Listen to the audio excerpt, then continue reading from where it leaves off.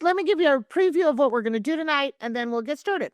So what we want to do is, with these Zoom meetings, people have been asking for a way to connect outside of the regular Sunday meetings. So we wanted to provide something. And so this is what we're trying. We're going to try it through July, see how it feels, see what kind of response people have, see if that's too much, see if that's not enough, all of those things. So that's what we're testing. And then we'll see how that goes. And then, so Zoom, that's what we're doing. We're going to talk about safety. We're getting a lot of questions about that. There's been a recent arrest that we just want, so people are feeling a little nervous. We want to talk about that and how to protect yourself. All of the things we've talked about before. If you've been around for a long time, you're going to hear a lot of the same things. We're going to talk about some of our social media and the issues we've been having. Being a psychedelic church. So we'll talk about that. We have some fun updates on the Dell, including a brick project that Steve is excited to, he's going to do a little show and tell. And then I'm going to kind of lay out the future, the next few weeks. So the other thing is I'm hoping to wrap most of that up in 20 minutes so that if you guys have questions, you can drop them in the Q&A. I'm not seeing that. Let's see. It's down there at the bottom. Let's just use the side chat probably. I don't know. We can use both. Yeah, if there is a question you want us to specifically answer and address at the end of the meeting or right in the middle of the meeting, if it's appropriate, do it in all caps. That way it catches our attention. We can't necessarily follow the whole chat, but we can do that. I'm gonna throw in one more thing. So yeah, you can address it look where you're typing on the chat bar, type message here. Above that, you can click to where it just goes to me and Sarah if you don't want to send it out to the whole group. That's true. And what I'm loving already is someone's asking about other Iron County friends. Someone's saying they're coming in from Tennessee or Alabama. I just saw another one. I'm loving the Wisconsin. That's exactly why we're doing this. Number of our friends we've never gone together with. San Diego. Hey, you guys, welcome. We are so happy to have you here. And hopefully this gives you some connection that maybe you're looking for. So thank you for being here. And let's just go ahead and jump in. Let me start by saying I'm Sarah and the other one is Steve. We're married, but we're sitting in different locations in our own house just to kind of lay out what this is going to look like in the future, because we're going to be having people join us who are not in our house. So that's why we've done it this way. Place of authenticity. Sarah got on my last nerve today. That might be true. And I'm hiding this junk that's still from Revival. I didn't know that was going to be in the shot, so I'm kind of hiding it. But yeah, I'm going to ignore that because that's just not sustainable. Talk about Revival if you weren't gonna, or if you're gonna. What's that? Talk about Revival. Why don't you jump into? I wasn't going to. I mean, that's not on my list, but yeah, let's start with that. Yeah, and while I'm doing that, you could probably stop your video and move that box of Revival junk behind you. So Revival, that's our, and I see the names of who's here, and a lot of you attended Revival. 5 years ago, we started the Divine Assembly, and I said, all right, we need to build community. Let's get together and camp. And that's when we started 5 years ago. And thank heavens, Andy Silva jumped in at the very start and said, hey, let me do this for you. And now Revival is an independent 501c3 that she runs. And Sarah and I sit on the board, and it's 4 days, 3 nights in the mountains of Utah. And it's just absolutely spectacular. And every year changes a bit. Year 1, for example, we didn't have kids. We didn't know what TDA was going to be. And we figured, all right, we're doing adult stuff, adult conversations. And afterwards we thought, we're just better as humans when kids are around. So now we have a lot of kids at Revival and a lot of great workshops and seminars. And I'll tell you what was a blast for me this year is to talk to people in some of the different camps and to get a better appreciation for how much Revival means for them, where they plan their year around it and changes that they have, their group has. So this year, we're really going to expand out um, the assignments and running things and bring in a lot more people. And I see some names on here who really pitched in and helped at Revival and helped with everything. So I'm massively fed by it. We put it on so we know all the problems and all, and there just weren't any this year. It what a fabulous year, and I hope all of you who went were fed. And if you didn't go, then I hope you're feeling major FOMO Well, on you and you plan on coming next year. yeah, we'd love to have you next year. Plan on that trip. If you can make it work, we'd love that. Okay, thank you, Steve. And I saw in the chat and some people who were there and loving it. So, thank you for everyone who makes that effort. We know a lot of these events are based in Utah because that's where I am. That's where we are. That doesn't have to be the case, right? We can figure out other ways to do things in other places, and some people are starting to do that. That's a part of what we're going to be talking about tonight. But let's Hey, jump. Sarah, did you talk about the Zoom series? This is the first of. Did you?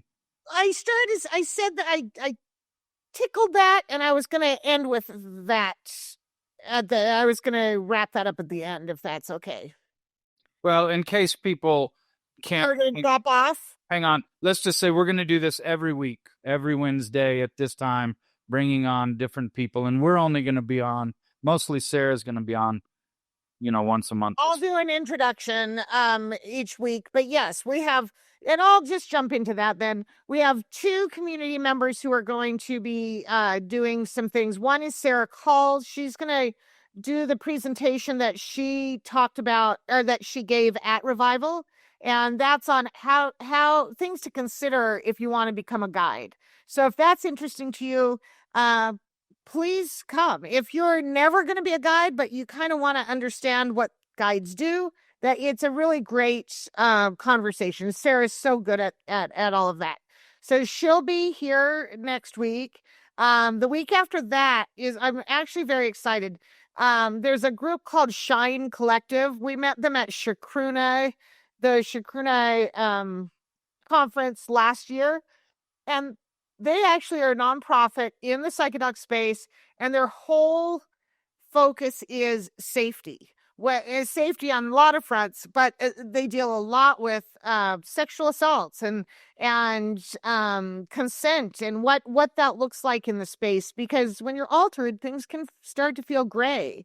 So she's going to come on and talk to us and bring her expertise to this community. And so come with your questions there because, yeah, we want to keep people, we're going to talk about safety in a second, but yeah, we want to keep people as safe as possible and give people all the information we can.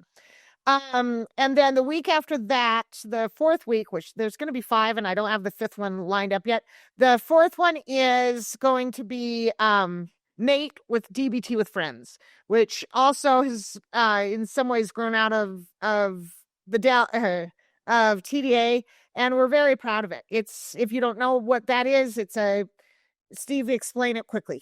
Yeah, it's dialectical behavioral therapy, which it's great helping us through mindfulness regulate our emotions, tolerate distress, and just be the kind, good people we want to be. And I'm just going to say, it just to make sure they get their propers. It did not grow out of TDA. It was up and running. Nathan Gallinson does it. But yeah, I think we are helping add a little life to it, which he greatly appreciates. And we're so happy to have them work with them. That's what I love about TDA. Where does it start? Where does it stop? Who knows? Who cares? We love being involved in good things. And so we have so many people who come to us saying, I just need something to change. I need it to stop. I need to be happier. I need to, and therefore I'm going to take mushrooms and I need it to fix it. And always with those emails, I'm like, oh man, I don't think it quite works that way. And so now I love that we have this alternative to say, sounds like you're feeling a lot of stress. Sounds like your emotions are getting the better of you. Have you considered, or would you consider dialectical behavioral therapy to help, get control of those emotions? Yeah, very good. Thank you. And it's yes, we want this community to have lots of options because people are going to have different needs, and there you are. We're already too chatty, Steve. Look at that time. But we're going to move into safety. We did have we, as I alluded to earlier, someone in our community was arrested recently here in Utah. And so people are coming back to us saying, okay, how do I ensure my safety? And to be honest, there are a lot of things you can do to protect yourself. Um, the and we want you to feel comfortable worshiping. We want you to be able to and worship doesn't always mean psychedelics, right? It's worship can look a lot of different ways. So we want you to be as comfortable as you can be, and with your stress level, your risk level. And so we're going to just talk about the things you can do to protect yourself if you're going to have psychedelics be a part of your worship. First of all, so I usually say there are 6 main things, but I'm adding a few beyond that. But let's start with the 6 I usually go with. 3 of these are free, and 3 of them cost a little money. And you do not have to do all of them. You choose the ones that feel right to you. And you, again, assess your own risk level and decide what feels good. The 3 to do that you can do that don't cost any money. First, join a church. It doesn't have to be TDA, but you're here. I assume most of you have joined. And if you haven't, it's very easy. We need your email, your name, and that's it. It takes about 30 seconds. How long does it take to type those things? So that is the first thing. And Steve, on any of this, if you want to jump in, you can. The second thing is write your creed. That is, what is your creed? We have classes on this. We have, maybe we'll do one here, but you want to just write what's important to you. Why, what's your driver when it comes to spirituality and religion? What do you believe? What do you not believe? It can be as simple as a few sentences. It can be paragraphs. It can be pages. It can also be changing, something you work on. But every so often, timestamp it, send it to someone, send it to yourself. So there's a date and a time on it, so you can say, if you ever get into trouble, hey, I've been working on this for a while. The third thing is volunteer. Find ways to show up. It's easy to show your sincerity when there's something you believe in when you're giving time to it. And it doesn't have to mean you're showing up for one of our projects specifically. It just means you're donating your time in the psychedelic space. What does that look like? Volunteer, show up where you can. Those are the 3 that are free, that don't cost any dollars. Outside of that, the 3 that do cost money, there are 2 one-time purchases. One is a membership card. It's on our website. It's $100. Something you can carry in your wallet. You're a card-carrying member of an organization. Number 2, there's a certificate of ministry. It is back on the website. It was gone for a minute. And again, $100. That's even a digital form that just will live on your devices. But it shows that you're a minister of TDA. And the third one I resisted this for a long time. It's donating regularly. Again, it can be TVA, it can be another nonprofit in the psychedelic space. I and I'm going to say I pushed back against that because I didn't want to just feel like we were always asking for money. But I had someone come to me and say, Sarah, I need to make an ongoing donation. I said, oh, here's why we're not doing that. And she said, it is for my protection and you should not be keeping that from me. And I thought that was such an interesting thing. And that person, she's been donating uh, um, regularly every single month for the last, I think, 2 years is when we started doing that. So it doesn't have to be a lot. It has, it's just a regular donation. We have a few people that give smaller amounts, 5, 10, $20. It's up to you. But it is something that can feel that can add a layer of protection. So those are the 6 things I usually start with. The other thing we're seeing is the people who are getting in trouble. They generally have a variety of substances and they have large amounts of those substances. So let me expand on that. If you are worshiping with any of these substances in a sacred way, choose one. What is the one you're going to work with that you're going to keep in your home? And then um is there and then amounts, how much do you actually have? Are you, if you're hoarding, you have mountains of these things, then what's really your intention here? What's the purpose of having this? Be thinking about that. I actually talked to somebody at Revival who said, well, I use mushrooms when I guide, and I also like sometimes use MDMA as a part of that, as a partner to the mushrooms. She's like, how do I do that? And I know who she is and I know who else is in her community. And I said, well, I know that other person does the same thing. Why doesn't one of you hold the mushrooms and the other one hold MDMA? And then you share very small amounts when it's time to guide. There are ways to do this, but be smart about it. Just don't, don't, if you're counting these things in measurements, there's something healthy about that. If you are counting all of these substances in dollars, check where your heart is. Are you actually being as safe as you can be?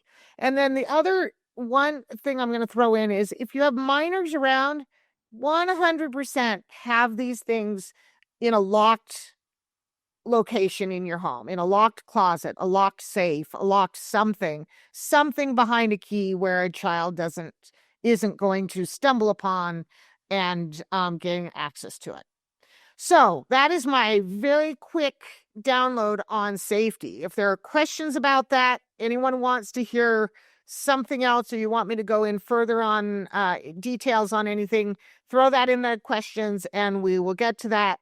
But that's safety, and hopefully it gives everybody a chance to kind of check where they are. And to be honest, Steve and I, we are gifted things occasionally but every so often when we hear of people getting in trouble, we clean out our drawer, right? We don't mean to be sloppy, but life is life. And so every so often look back and clean out your drawer and clean out your space and start from scratch. So that helps. And I'm seeing things in the comment. Yes, Ernie's saying call it sacrament. Always refer to it as that because that's what it is. If that's truly what's in your heart, that will be an easy thing to say and do, and that could help you. But people who have smaller amounts, they're not being targeted. That is not who's being looked at by police right now. Hey, sir, give me a minute, and while I am talking, um, can you promote Ronald McNutt to a panelist if we have the capability to do that?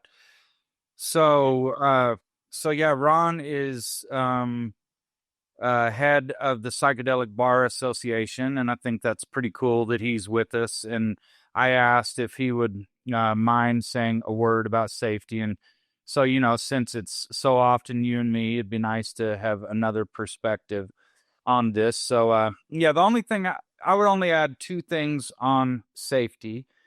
Um, One, probably is just a reiteration of what Sarah said, which is, um, law enforcement, they're busy. They have real crime that they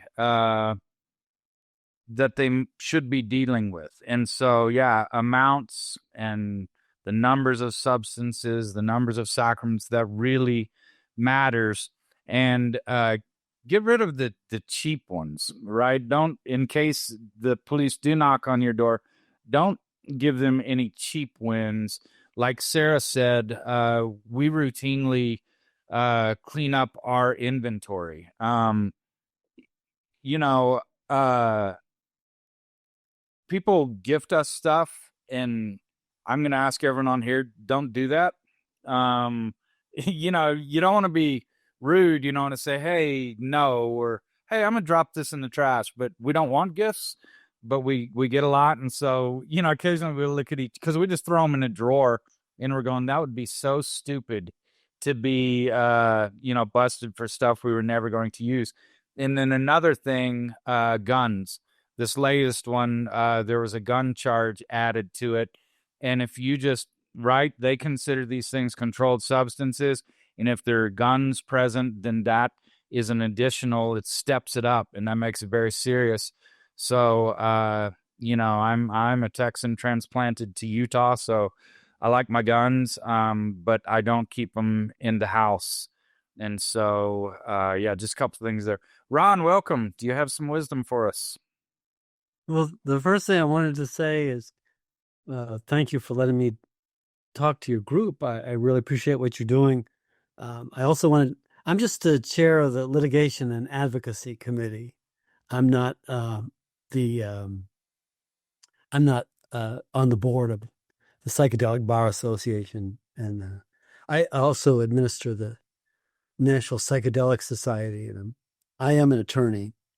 I've been interested in religious use of psychedelics since the 80s. And I can ascribe to everything that you've said. One of the concerns that I have is that psychedelics are regarded by the courts and the government as sort of like radioactive material, because there was some irresponsible behavior in the 60s and 70s, and they completely abrogated their protective role with respect to peyote back in the 1990s. And then there was a bipartisan effort to bring back protection under the Religious Freedom Restoration Act to restore constitutional standards.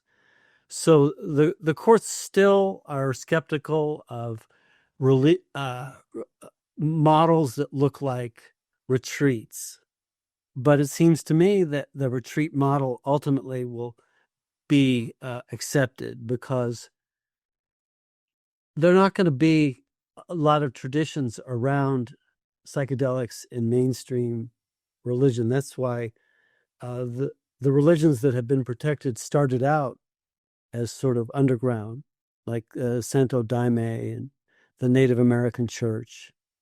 And they gain respect by adopting coherent communities. And I appreciate your least dogma, the understanding that people have direct religious experience. And the courts are seeing some enforcement activity, but what I've noticed is that a lot of it is initiated by seizures at the border, and then the federal authorities will hand it over to local authorities. And the local authorities sometimes are reluctant to bring proceedings, and they tend to back off, particularly if they're respectable people in the community. There's an ayahuasca organization in Richmond, Kentucky, and the police leave it alone because it's a local person and he doesn't create a whole lot of he doesn't he's not out there making a lot of enemies. So what we have a sacred responsibility to behave in honorable ways and to report wrongdoers. And that's something I respect about the transparency that you have. Thanks, Joe. Thank you. And thanks for your great work. Thank you. Is that good enough? Perfect. And so, yeah, if people have questions for Ron, throw them in the chat, please. And yeah, thanks again for being with us. Thanks for your great work. Awesome. So I'm going to move off of safety if we're good with that. But again, we can come back to any of these topics. I want to talk quickly about I think we might have mentioned this earlier, but I never know who's actually on. There was Instagram and Meta did a big purge with psychedelic organizations, including ours. It was actually it was actually it was good company to be in. That was interesting who got kicked off, and the fact that we were part of that, that was, I don't like that we got kicked off, but they took some of the bigger names, and we were part of that. So we've been trying to navigate through that. We've started a new channel, but that getting kicked off of Instagram, that is probably the 20th roughly platform that has kicked us off for different reasons. And it's not just social media, but I don't know if you guys remember when we were trying to buy the land out at the Dell. All we were doing is buying land. We were having a great successful fundraiser on GoFundMe, and because they found out we were a psychedelic church, they kicked us out and sent all the money back. And we've had things like that over and over again. And it gets really difficult, but I just want to make sure people know, come find us. Keep following us on the different platforms. We will, right now, it looks like our newsletter is strong, so we're going to keep putting that out there. And then it looks like right now, Mighty Network, those two seem to be the most stable at the moment. So make sure you're on both of those, that you're on our newsletter list, and that you've joined Mighty. And if you have questions about that, we can figure it out, but I'm going to assume people kind of know how to do some of that. So now let's talk about, I'm jumping right to the next thing. I want to talk about the Dell. We are actually kind of excited about some things happening at the Dell. We are putting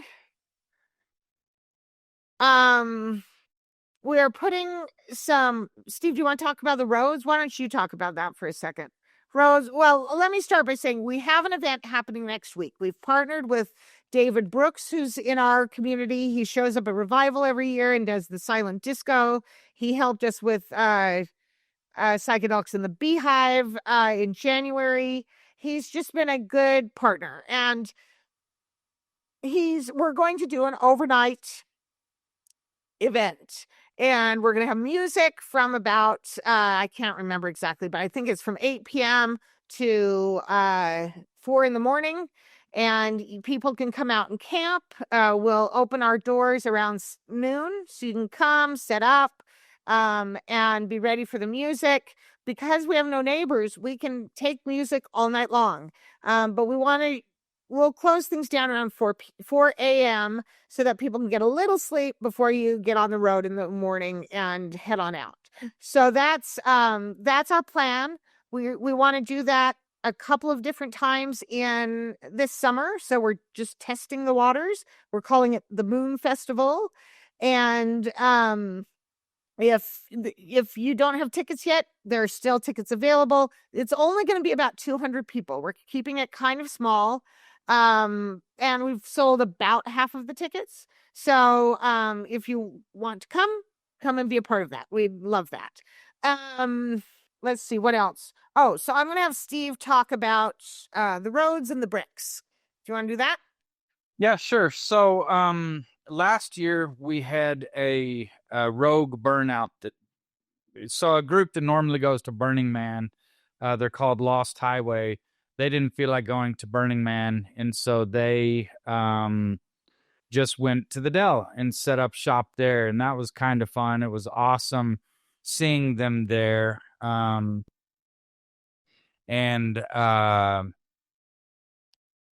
but they only had like 50 vehicles, but it cracked the surface. You know, these lands we have out here are pretty delicate.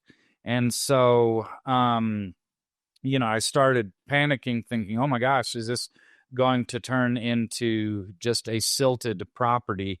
And so, before we have a bunch of people come out for this festival, this one night festival on July 12th, I wanted to get roads down. And so we have a crew that's going to do that. I'm so excited. So, next time you go out, you'll see some roads in place, just little road based chip seal. That's exciting. Our water pump has been delivered, and so we're going to get water up to the property soon. Great things are happening. Great things are happening with the architects, and you see me moving around here. I'm putting on a glove to show you the next thing. We Fundraiser that we're thinking about. It's a fundraiser, and so yeah, we need money to make things happen out at the Dell. Um, and so yeah, just about every other month, Sarah and I are still paying the mortgage on that out of our pockets. So we'd love for that to stop, and we'd love to have money to get things going out there. So one idea we have is we're going to do an open air temple. The temples are big in Utah. A lot of us come from temple building traditions. And so rather than spend a bunch of money on a temple, what we're thinking out at the Dell, we celebrate the equinox. And we do that with a help me, sir. Their earth altar or Maggie, my gosh, yes, I was blanking on it. So we're building the earth altar out there, and so I was thinking, okay, what could be good to go with that, rather than build something that we fit things in? What are we already doing out there? What could go well with that? So I was thinking, okay, let's just do a simple round, basically wall structure. And so we're thinking of doing an open air temple, just like a circle that has a 25-foot diameter. And why don't we build that out of mycelial bricks? You know that TDA got started as a mushroom church because we're a mystic religion. Hi, Clay. I see that Clay's excited about water. Clay's volunteer number one who he had to move to Maine on us, had a great opportunity there. But everything Clay wanted to do, we're like, when we have water, when we have water. But so we want to do an open air temple, just something, walls maybe 4 or 5 feet tall, where we can just gather and do earth altars and do whatever we want to do. And so, yeah, we're a mystic religion. The tenet is each individual can commune with the divine and receive guidance. So no sacrament is assigned, but we did start out with the mushroom sacrament. Mushrooms are important to a lot of us. So we're thinking, let's build it with mycelial bricks. And this is brick number 1 right here that we've been working on. I'm going to go ahead and pull it out. Let's see how it looks. So we're thinking we would send people. we want every one of you to grow some bricks. Yeah. Go ahead. A lot of fundraisers, they have these brick building these bricks where your name is on a brick. And so we're thinking, well, what if you just grew your own brick? And so this is the first brick that I grew trying to figure this out. Looks pretty good. This is the first time we're taking it out. And so this is just an oyster mushroom. I think this is pearl oyster and just straw. I'm going to change up the mix a little, but pretty cool, right? So what the idea is, we'll set up a fundraiser, and if you make a donation, we'll send you the materials, and you can make this brick, and then you grow it. The mycelium grows, you'll bake it, and then you'll get it back to us. You'll either ship it back in the same box, or if you're close, maybe you drive it out there. And then, yes, we make a wall. And, to start with, we're going to have a lot of permanent structures, but we're thinking this temple might be one we're always building and letting nature kind of tear it down again, and we're building again. These are not magic mushrooms, so it's very safe to have a project with your kids. You could do this, and honestly, you don't need the kit from us. We'll tell you the size of the box. You can make it work yourself if you're already a grower. We just want bricks, and we need everyone on this call to make about 300 of them. So we'll need you to get started right away. So yeah, I'm thinking send out a flat version of this. This is 4x4x6. So you could use that as the form.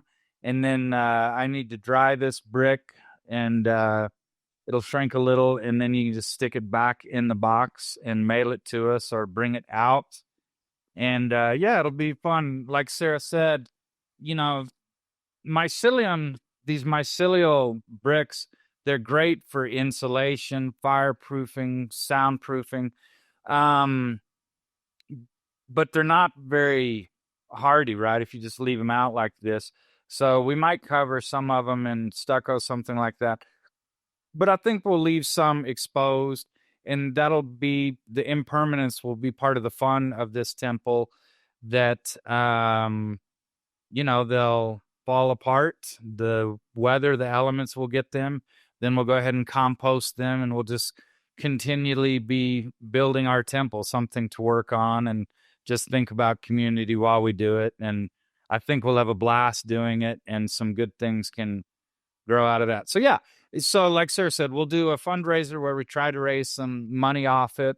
But yeah, we want everyone to participate. We don't want money to get in people's way. So yeah, we'll post all the information about how you can do your own also. Look at that. That's pretty cool. That's the first time really getting the bond parts of it.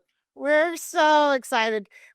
Just so you know, Steve and I are talking about this stuff 24/7. We have ideas we haven't even talked to you guys about. We have ideas we've been talking about for a while, and we're finally getting traction on some things.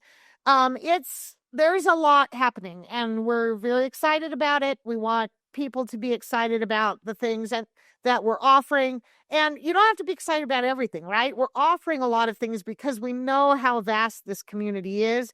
And if people are excited about some of the things and not the others, that's okay, because somebody else might be excited about those others. And heavens, if I'm the only one excited about some things, we're still going to do it because I'm going to do it. But that's where we are. And so we're very excited. Watch for that. Hopefully on one of these Zooms in the next week or two, we'll be announcing the formal fundraising kickoff, and you should be prepared for that as well. This is another money conversation. You're not used to that with us because we haven't been doing that. But some of the people who are doing some of these Zooms, they may be saying, hey, I'm here. From like Shine, the nonprofit, I think she's going to put up a QR code and ask for donations. So get used to that with these Zooms. We're going to start some significant fundraising out of the Dells. So you'll be hearing a lot about different levels of fundraising, different kinds of projects, because again, people are motivated by different things. I hope you're not turned off by that. If you can just ignore it and pick up the stuff you like, if it really starts to bother you, but just be prepared. We have to do fundraising to make anything happen real at the Dell. Then again, I want to throw in at the end of that. I want to throw in at the end of that.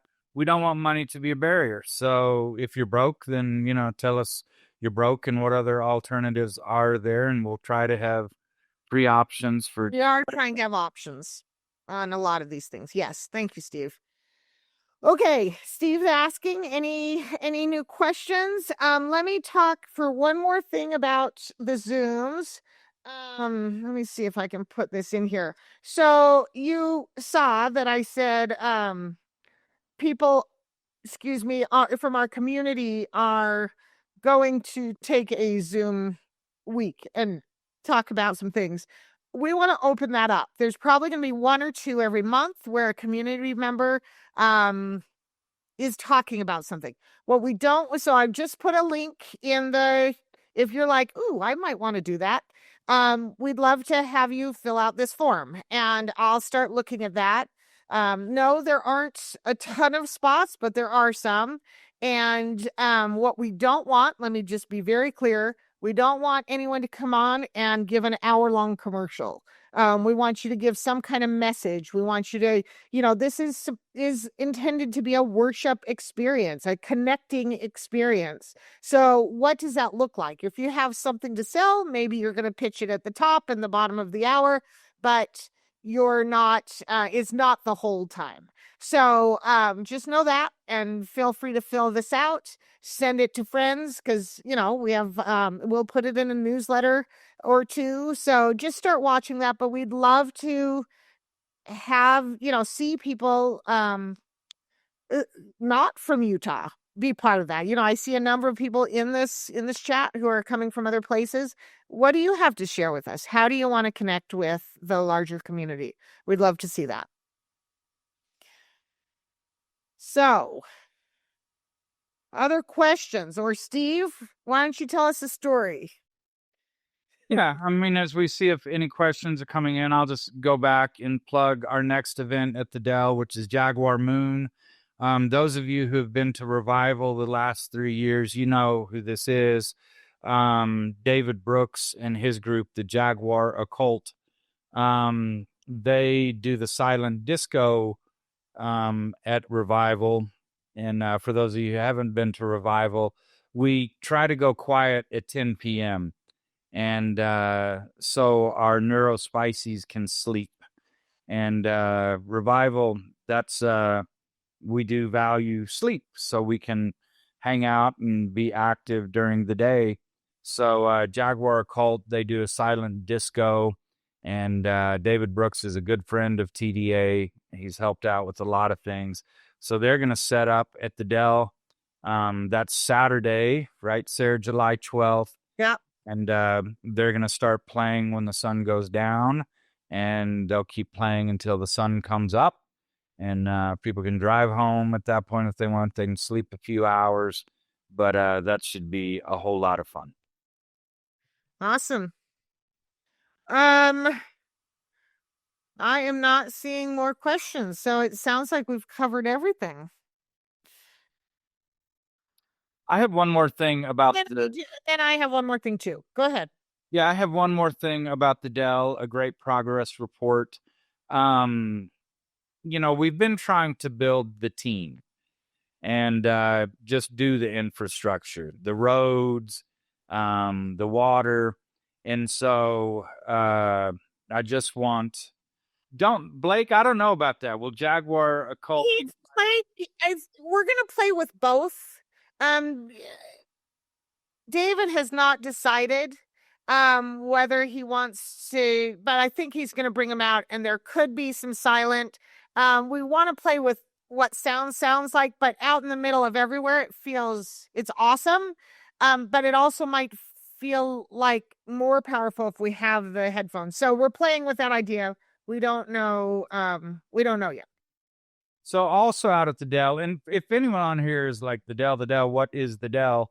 Um, the Dell is 700 acres that TDA owns an hour west of Salt Lake. And it really is from downtown. You can get in your car and get out of your car there in 1 hour. So really pretty close, but it is just so absolutely remote that you we have a lot of elevation to play with at the Dell. Oh, I guess my hand went off screen, but it went way up there. So a big tall mountain to the east, and you can climb that mountain and you just cannot see another structure other than our structures. So it's a huge piece of property. It's the wildest of Wild West, but so close. Dark sky to see, all of the stars. It You can see the Milky Way. It's really beautiful. So we're trying to do this right and do it well. And sometimes doing things right and doing them well means that they don't go as fast as we would like. And so, that's the balance we're trying to strike. But things going on behind the scenes, we have retained a civil engineering firm. That's Talisman, a great civil engineering firm based in Salt Lake City. You might have seen their offices on South Main, about 1500 South Main. So they're going to do some baseline civil engineering work for us. And then we have the architects. Why don't you type in their name, Sarah, so people who aren't familiar with them can go see Aranda Lash. And I will in a second. one thing that they are putting in place that they want to start with, along with the master plan, is a labyrinth. And so they're looking, that's part of the appeal to them, is they want to participate in the land art around the Great Salt Lake. And so they want to do a labyrinth that is 4 miles from start to finish. And if you've been out to the Dell, it's on a promontory just west of the start of our railroad tracks. So they're actually they put a lot of thought into that, a lot of work about how to do it right, how to do it well. Lisa, I see that you help with the labyrinth. Thank you. We're going to need a lot of help with that. At Revival every year, we have a labyrinth, Seth and his group. So, labyrinths already are a big part of TDA and what we do. So, it's just, I don't want to steal any of their thunder, Randall Lash, because they want to announce it on their timetable and in their way. But it's big and it's extraordinary. And I when they told Sarah and me, it just took away our breath. These are absolute artists. So go look at their link. Whenever so these guys, they're artists. They teach architecture at art school, and but to give you an idea of how good they are, yes, they have to build stuff to make their money. So they've done marquee stores for like Dior, Bulgari, Tom Ford. So their aesthetics are, go check out that link and you'll get very, very excited seeing the kind of people we have who are buying in. And what I tell people is when they say, yeah, we'd like to participate, I say, okay, we can pay you 3 magic beans. And I'm saying, in other words, you're not building this for us. We want you to jump in as a community member. If this is something you want to build as an offering to the community, Yes, if you want right. to be part of it, then welcome aboard. So that's kind of what we're trying That's to. a great segue into what I was going to finish with. Um, we have people. I talked about volunteering a little bit earlier, and part of what the way TDA is really setting itself up is people are showing up, giving the gifts they can offer. We have Matt, who is getting the water to the Dell. He speaks a construction language I don't speak, right? I know what I need done, but I don't know always how to speak that actual language. And so he's jumping in and offering his time as a gift to the Dell and to TDA, but he's limiting what he can do and when. And if I push him too hard or ask him to do something he's not interested in, he's like, nope.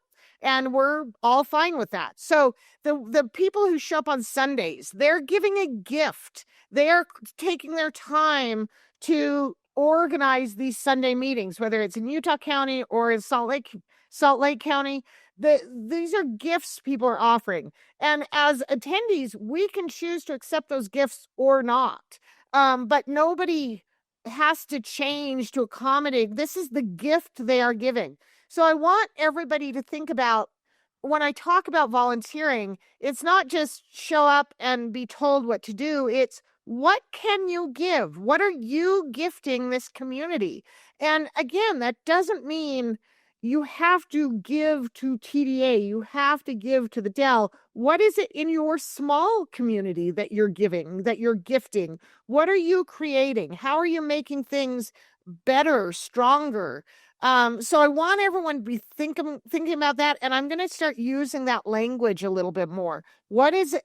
Thank you for these gifts to the people who are giving, and to the others, what is it that you are ready to give? And what does that look like? So I thank you for that segue. We wanted to cover that. And then thank you everybody for being here.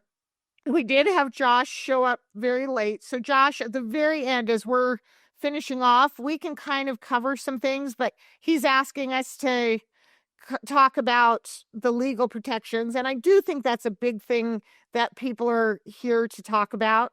So let me quickly go through the 6 again. Coral, you're welcome. I hope this is good for people. But yeah, the 6 things that, well, 6 plus things to start with is join. Join a church, join TDA. I put a link in the page with the link for it's all on the same page. Where to join. Pick up a membership card if that makes you feel more comfortable. Order a certificate of ministry if that makes you feel comfortable. Write your creed. Steve talked a little bit more about what that creed should be in the chat. Write your creed. That's important. Get started on it. Volunteer your time where you can.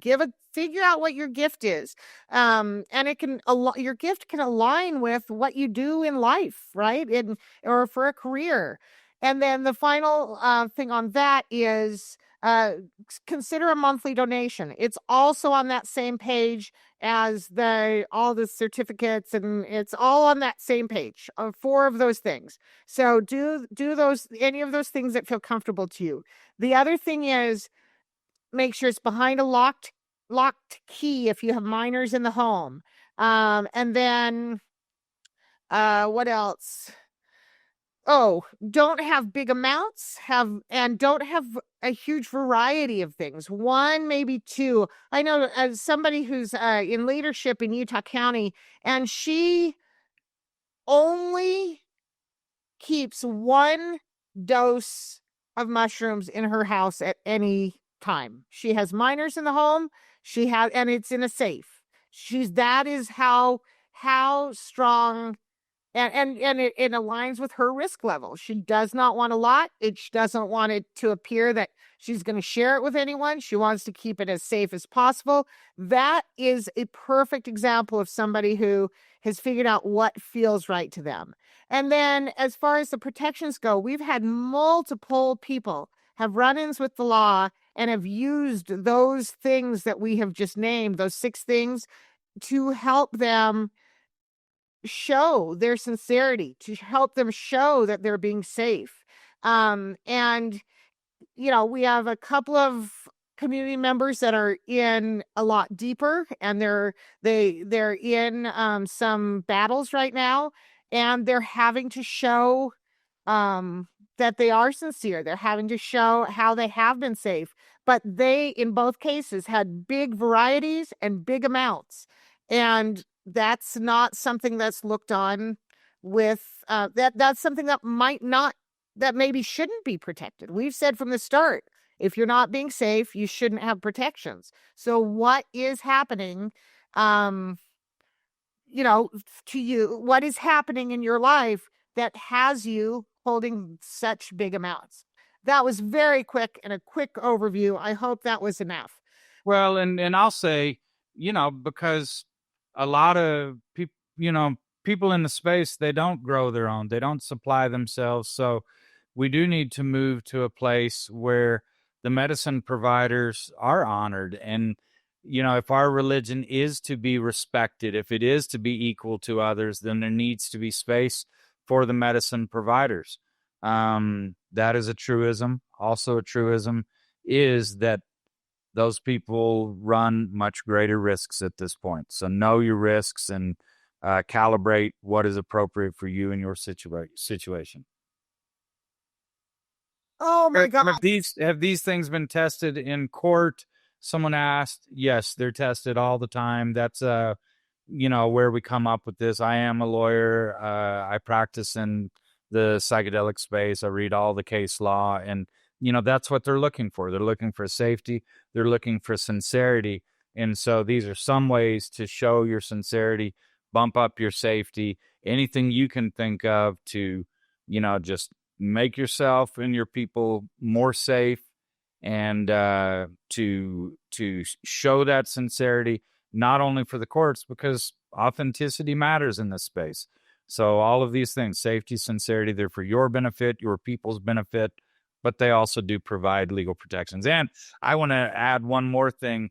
Legal protections, they're very important, but not many people are getting clipped for psychedelics if they don't have the big volumes, if they don't have a bunch of substances, and if they're not using the mail.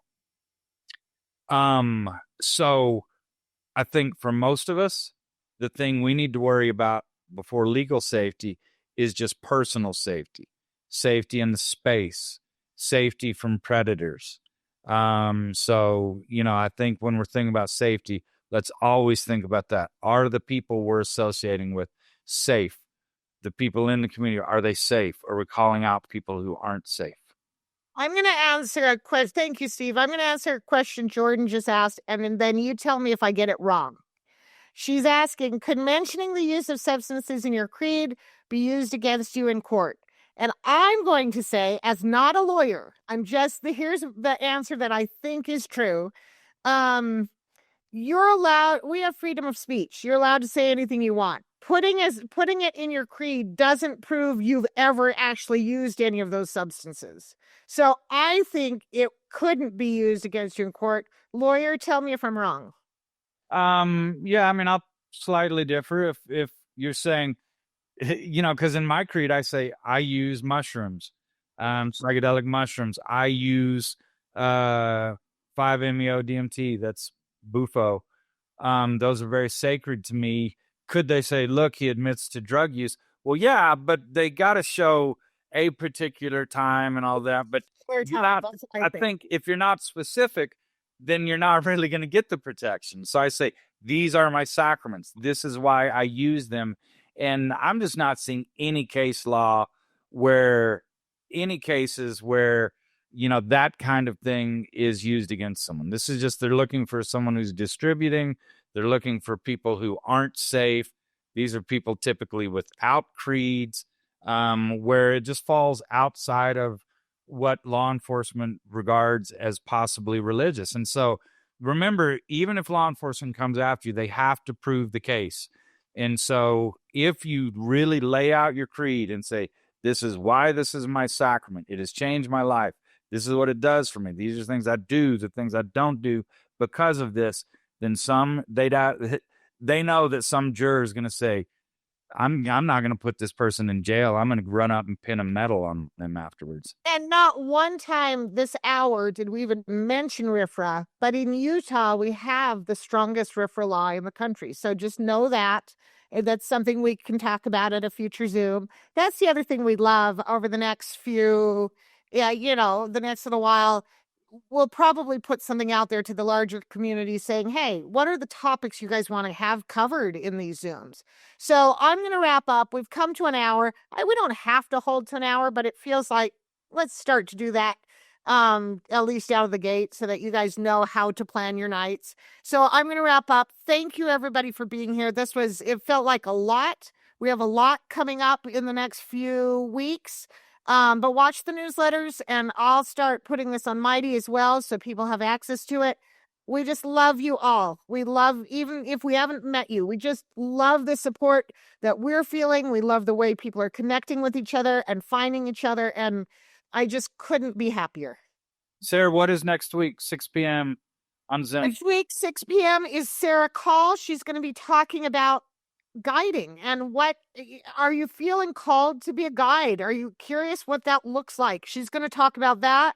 And then the next week after that, it's Shine Collective talking about safety in many versions, safety in the space. And she's not a part of TDA. So she's going to have some real outside ideas that might be new to us. And so come with all your questions on that for that. Okay.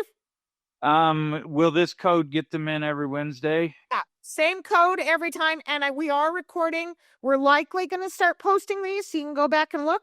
If there's a one that you didn't get to catch live, that you'll be able to see that. I don't know where that's going to live, probably on the website somewhere.